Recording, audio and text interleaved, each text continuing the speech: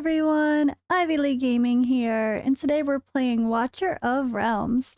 For today's video, I'm going to do a hero guide on Wrath.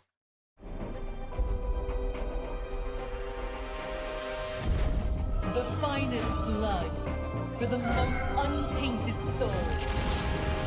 So Wrath has quickly become one of my favorite heroes on my account. I'm not saying that lightly, guys. You guys see what I have behind me, right? You see what's up here. Yeah, it's a nice account so far. And well, Wrath has become my go-to and probably the hero I want to put the best gear on, which needs some tweaking to be honest, but I'm getting there. But we get him with the 14-day login, and then you get a duplicate soulstone for him for the sake of awakening at I think day 45. So he is very free to play friendly, very easy to awaken 5 for literally anybody. So he is the perfect example of someone that once you get him, prioritizing him to be a 6-star on your account is not something you would regret. Now, there might be some slight exceptions to the rule, like, alright, if you already have Salazar and Zillatu at 6-star, and you got that lucky already, then Wrath might not be as impactful in comparison, especially in something like Guild Boss. But as someone who does not have Zillatu or Salazar, Wrath is kind of a big deal for me, honestly. He is huge for my account and helping me progress so much and to push my guild boss to higher levels. So let's talk about him. So let me again point out the login situation here. So on day 14, we get Wrath. And then over here, you're going to see this Wrath Soulstone. Now, this is the reason that you've probably noticed in other videos. I very specifically say to take Wrath to like Awaken 3, 4 at the most, but don't take him to Awaken 5 even if you're excited, because you're gonna get a free soulstone. So why would you waste a universal epic soulstone, which doesn't sound that exciting, but we don't get that many, so trust me, it is. Why would you waste it if we know we're getting a free one? And he is perfectly fine to use as is without the Awakening 5 for now. Originally, I had planned to not build him until I could Awaken 5 him or wait for that soulstone, but I really found myself kind of needing him for the sake of artifact material raid, so I have no regrets. Now, when we're talking about the awakenings, I of course am meaning, like I said, the universal soulstone. These materials here are precious. We don't get a lot of them. If you get super lucky in Guild Boss, you might get a couple, but it's not very common to get one of these in Guild Boss.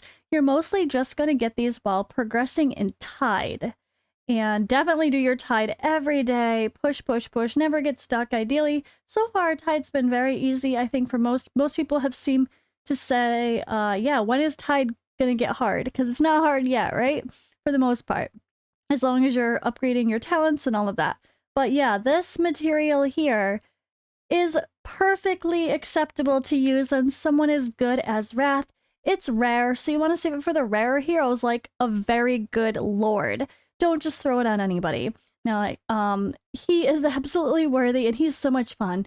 So let's talk his awakenings while we're here. He does have an enhanced skill with Awakening 1. Upon triggering Soul Basher, crit damage is guaranteed. And then extra crit damage here with his Awaken 2. His Awaken 3, Heavy Blow AoE's attack inflicts burning to the target. And burning deals 20% magic damage per second. Burning effects from different sources can coexist. So you can stack burning. That's interesting. And then we have penetration plus 5. And up here we have the best part about him, which I cannot wait for that extra soul, is upon triggering a heavy blow, self-heals with 30% of all damage dealt. So that is just really nice, but let's take a look at the rest of his skills in more detail. So he is a lord, and with his lord, he is the lord of a really great faction. This faction is one of the best for Guild Boss, so just having that alone is going to be extremely beneficial for your account, whether you choose to build him or not. So of course, we have the typical increases all faction allies' basic attributes by 10%. And then for every member deployed on the team, 5, 10, 20, 35% extra attack speed. So, and this is something you can cheese for the sake of Guild Boss, which I will show you guys. But the problem is, which you guys got to keep this in mind, if you are dealing with a team like this that does have this negative effect, healing might be an issue. But the healing effects received by all faction allies is reduced by 20%. So keep this in mind.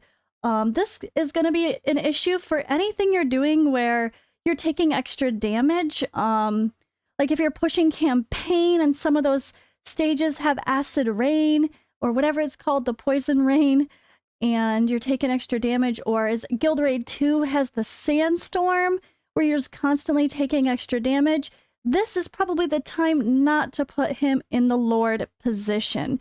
So that is just a really big key. It's something I almost forget.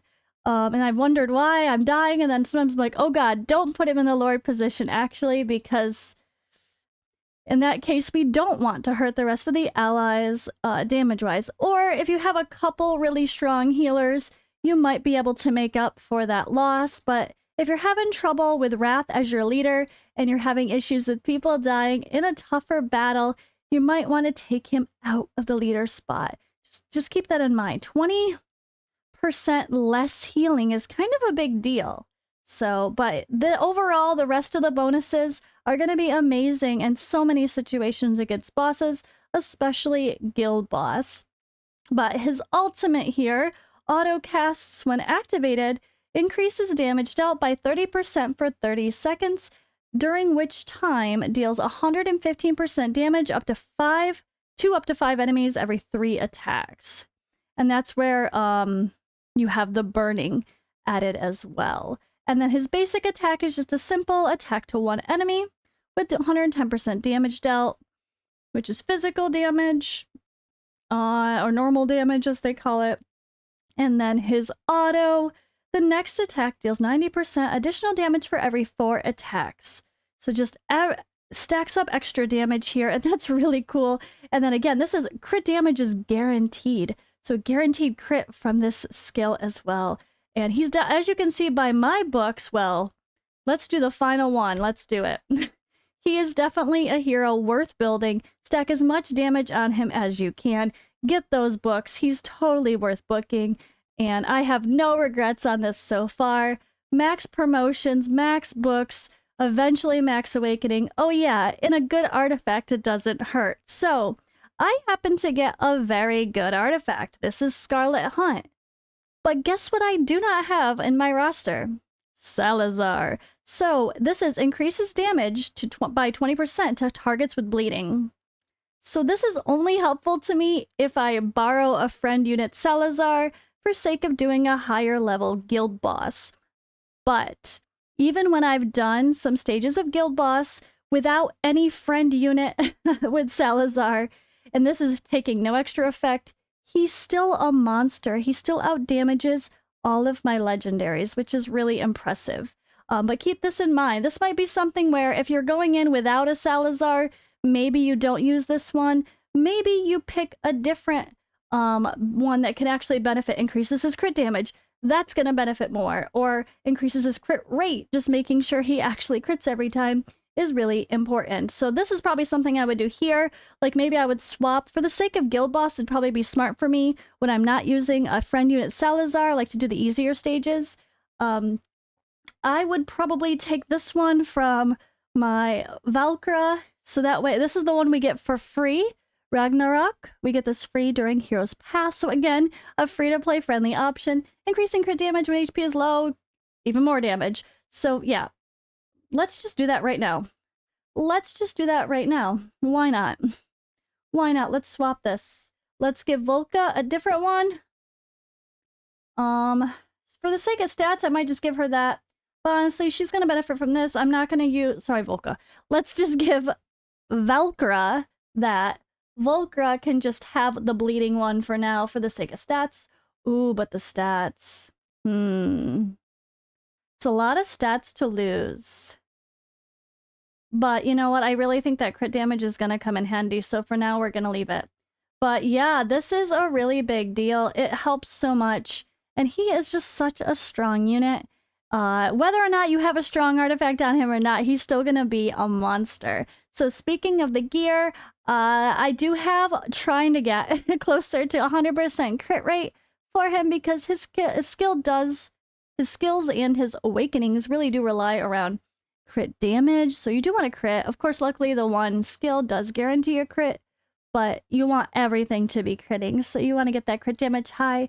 He does have a base crit rate of 15% though, so that helps to make it a little bit easier to build him. So personally, I went with crit rate here because I don't have good enough gear to get crit rate in my substats. So I did go crit rate on my Bengal, attack bonus here, and attack bonus here. And I am using the set that launching 5 attacks increases damage by 25% for 6 seconds with Hawkeye. But it's not you could probably use a variety of sets, honestly. That's just what worked best for me. And when it came to these, I did go with one that gave me some good attack substats and a low crit for the 2-piece set. And then over here, I was able to get a decent roll on attack bonus. So I actually went with my legendary version instead of a mythic one because the crit rate and attack bonus were better than my other rolls so far. So that's how I have him geared. And let's go ahead and showcase him in some content. So I do have an auto fight recorded, but I'm going to go ahead and do this manually so I can show you guys how I normally run this. So this is kind of my setup now. I do have 4 units here. I think I can go ahead and get rid of Hollow and put her in for more damage instead. So we're going to go ahead and give this a try. And I have 4 of the faction to get the bonus for the attack speed, but we're not actually going to use them all. So that's what I'm going to show you here. Luckily, we have 10 spots, but we only need 8 people. So a couple of these guys are going to get benched. Now, my Demos is not the best, so this is not going to be a great showing for Demos. I also do not have an Awakened 5 Demos, so bear with me there. But depending on your roster, this is the time to use a friend unit as well. Hey, I've got my Bucket Salazar. Let's save that for Nightmare 3. But right now, I'm just going to do my Nightmare 2, which is quite easy with this setup. But I just want to show you what a monster Wrath really is. And let's show you how to cheese it. So when you first come in, I'm going to place that Dolores. We're going to place Wrath. We're definitely using him. We're going to place Demos. And then you know what? We're going to place my guy we're not using. And we're going to place my Volca that we're not going to use. But you see, everyone gets those bonuses. But now you can actually take them out. So let me place the other units first. And then, you know what? We're going to recall. And we're going to recall and put the units I'm actually going to use in here instead. And we still get that attack speed bonus. So that's how you cheese the guild boss, to be able to take advantage of the Lord bonus, but not actually using all the characters.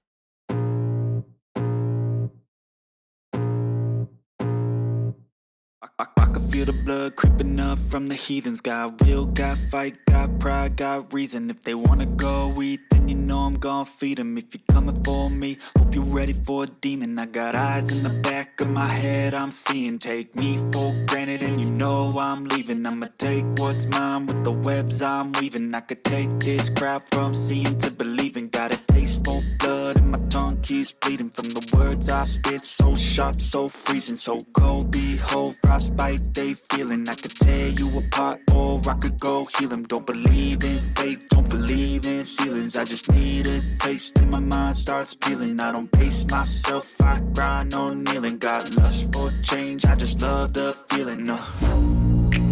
I ain't gonna give up. Got too little time, I'ma live up. Head down, push forward through the tough times. Cause anything worth doing is a tough climb. And I ain't gonna give up. Got too little time, I'ma live up. Head down, push forward through the tough times. Cause anything worth doing is a tough climb. Cause I'ma live life for the fight, yeah, I'm here to get it. I got drive, got sight, always have a vision. I go by at night, I be in my feelings. I'ma be fine, need time and I'll soon be winning. I live life for the fight, yeah, I'm here to get it. I won't lie at night, I be in my feelings, I'ma be fine. Need time and I'll soon be winning. I can feel the blood creeping up from the heathens. Got will, got fight, got pride, got reason. If they wanna go eat, then you know I'm gon' feed them. If you're coming for me, hope you're ready for a demon. I can feel the blood creeping up from the heathens. Got will, got fight, got pride, got reason. If they wanna go eat, then you know I'm gon' feed them. If you're coming for me, hope you're ready for a demon. All right, and as you saw, my Dolores died. She's squishy. She's still only 5-star. I kept prioritizing other people to 6-star, but it's finally time I actually 6-star her. So let me show you what Wrath is all about. Let me show you what Wrath is all about. Who needs legendaries? Who needs legendaries? Oh my gosh. I know my Silas should be doing better damage than my Comet, but my Comet's a beast. I'm sorry. To be fair, I haven't worked on Silas's skills yet. He's only in progress, where the other two I think have their ultimates maxed, so don't judge my Silas too harshly, but he's kind of a work in progress still. I'm still working on skilling him up and getting a better set for him. But my god, look at that. I love Wrath. Like, he has just been such a great addition to my roster. He's free-to-play friendly, everyone can use him, and he's just such a strong character. I am just absolutely loving him. He's dramatically skyrocketed my guild boss success in both the Nightmare 2 and Nightmare 3 comps. Even when I'm using a friend unit like Salazar, he's still the top 1 damage-wise, which is so fun to see. So yeah, I've been hitting Nightmare 2 and Nightmare 3 using Wrath and another team. Now, he's obviously going to be good in many areas. So promotion rate, of course, you know, melee insignia, I mean, he's kind of the king of that. He's going to be so good and so helpful as a main damage dealer in the promotion raid. Artifact material raid, let me just play one auto fight quickly. This is the one I did a video on, so I'm not going to go into crazy detail about this or the tips and tricks to kind of cheese some extra damage with placing that or getting the enemy to go to a certain spot here. But Wrath and Valkyra are my main damage dealers here. But you don't need Valkyra, but I have to say, her with this extra reach, reaching to the other side to kill the enemies is huge. So if anyone has underrated Valkyra, definitely don't. She is a monster. All right, let's roll, let's roll.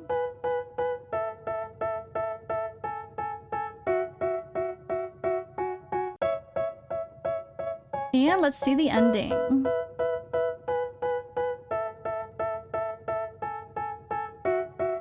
Just saying. My Valkyra is in there in probably better gear.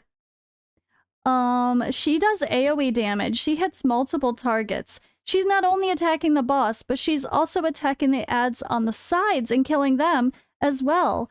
The ones that are coming behind him. And he's still doing more damage than her, like double her damage. This just shows his potential. It's honestly crazy. And he's just such a good hero.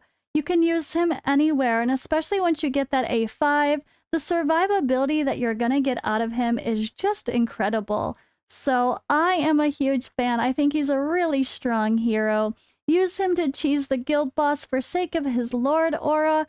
Even if you're not going to use him in your roster, you can still, like, if you have Salazar, Abomination, and Zillatu, you're probably not going to use Wrath, depending on who else you have. But you can use him for sake of the Lord aura and, you know, end up taking him out of the guild boss round as well. But before we end this video, let's just pull up Mabucket's website for a fun reference and another resource to see what he thinks about Wrath.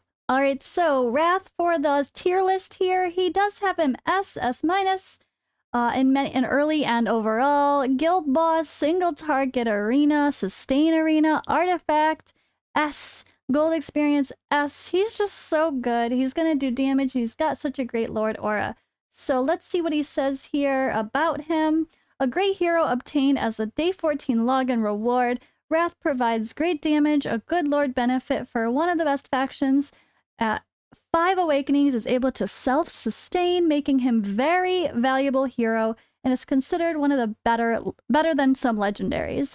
Yeah, I definitely see that. I totally agree. And honestly, once you get that Awaken 5 on him, especially if you're still stuck in any of those harder campaign stages where you can take one of your fighters down to a specific portal and have that fighter just cover that portal, kind of like I showed in I think 8-9 and then 8-13, I believe it is the same.